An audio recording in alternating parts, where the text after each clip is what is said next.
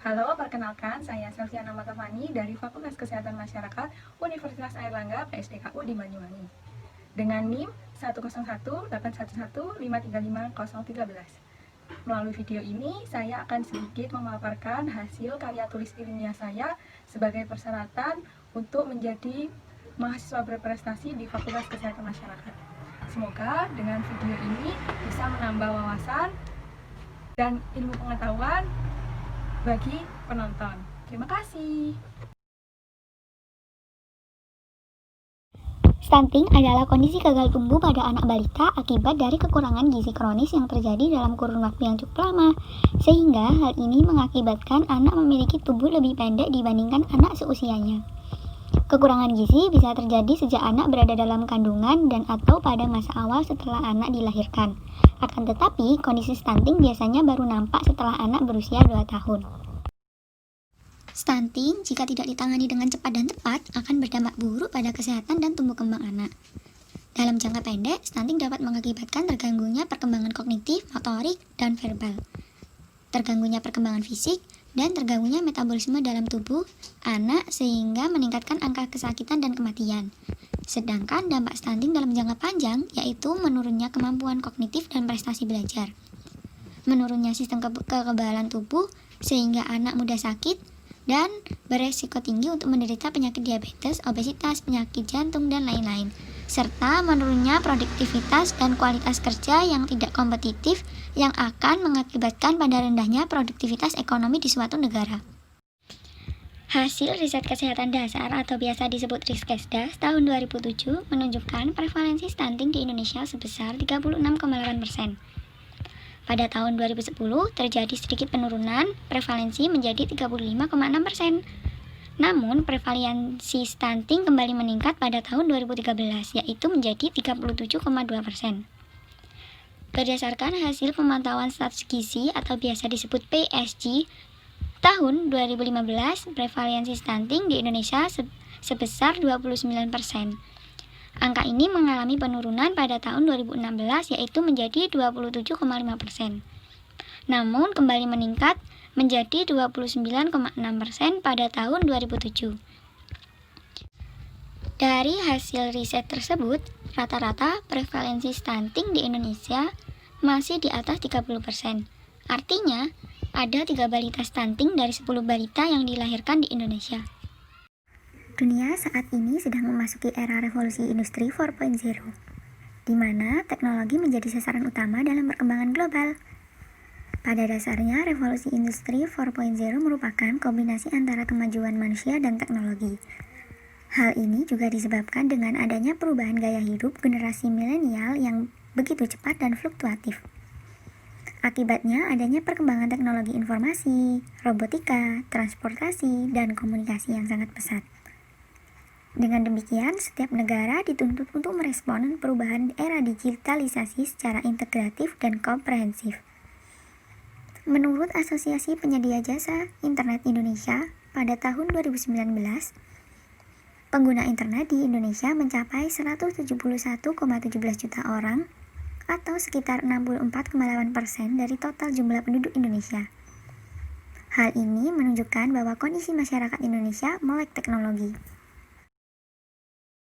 Peningkatan jumlah pengguna internet di Indonesia merupakan sebuah peluang yang harus dimanfaatkan. Salah satunya dengan cara menciptakan aplikasi digital yang dapat membantu permasalahan kesehatan yang ada di Indonesia, terutama masalah gizi seperti stunting.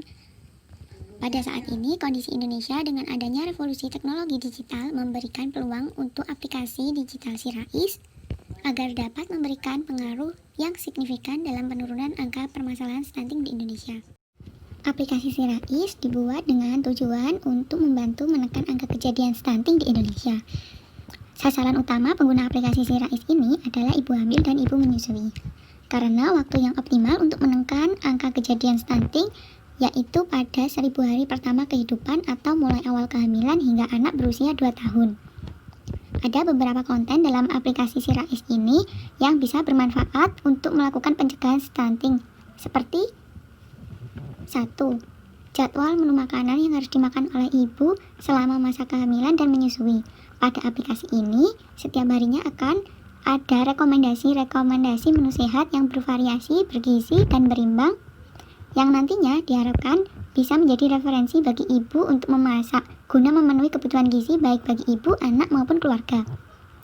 Kedua, aneka menu makanan yang sehat, bervariasi, bergizi, dan berimbang.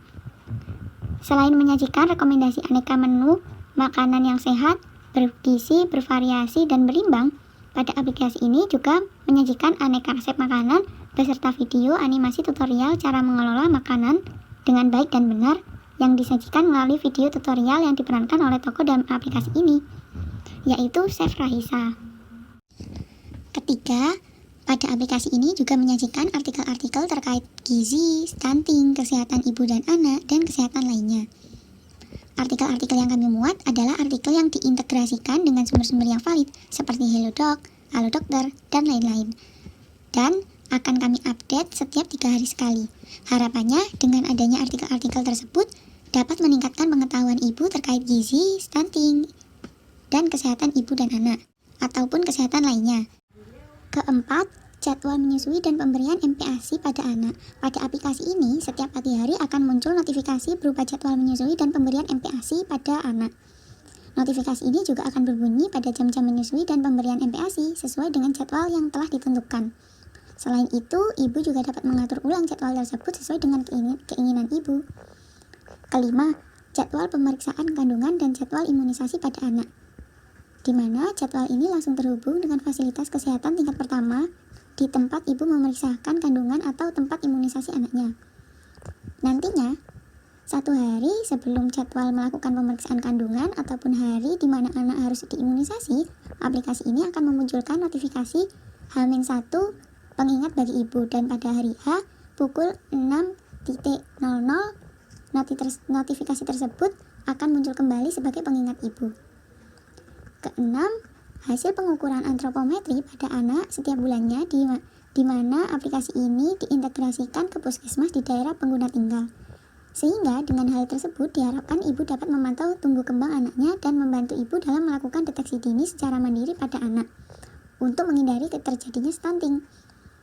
Ketujuh, dalam aplikasi ini terdapat permainan mengenai kesehatan gizi seperti teka-teki silang tentang kesehatan dan gizi anak, permainan memasak makanan sehat, dan berbagai permainan kesehatan lainnya, di mana ibu dapat melakukan 2 kegiatan sekaligus, yaitu bermain dan belajar, sehingga informasi tentang kesehatan akan secara cepat dapat diterima oleh ibu. Hal ini disebabkan bahwa media penyampaian informasinya menarik, yaitu melalui permainan. Kedelapan, room chat yang menghubungkan antara pengguna aplikasi, di mana room chat ini sebagai sarana bertukar informasi terkait masalah gizi, stunting, dan kesehatan ibu dan anak, atau bahkan masalah kesehatan lainnya. Diharapkan dengan adanya room chat ini akan terjadi pertukaran informasi sehingga terjadinya peningkatan pengetahuan bagi ibu-ibu selaku pengguna aplikasi Si Rais ini, dan menumbuhkan semangat bagi ibu-ibu pengguna aplikasi Si Rais ini untuk memantau tumbuh kembang anaknya. Strategi implementasi aplikasi digital Si Rais. Dalam pengimplementasian aplikasi digital Si Rais, terutama pada ibu hamil dan ibu menyusui, perlu adanya kerjasama yang bersinergi dan berkesinambungan secara baik dari seluruh aspek yang bersangkutan, seperti tim pakar IT sebagai syarat utama berhasilnya aplikasi digital Si Rais di Indonesia. Dan perlu adanya kerjasama antara stakeholder yang terkait seperti Kementerian Kesehatan, Kementerian Komunikasi dan Informasi, Dinas Kesehatan, baik provinsi ataupun kabupaten atau kota, fasilitas kesehatan tingkat pertama seperti puskesmas, tenaga kesehatan yang bekerja di fasilitas kesehatan tingkat pertama tersebut, dan lain-lain.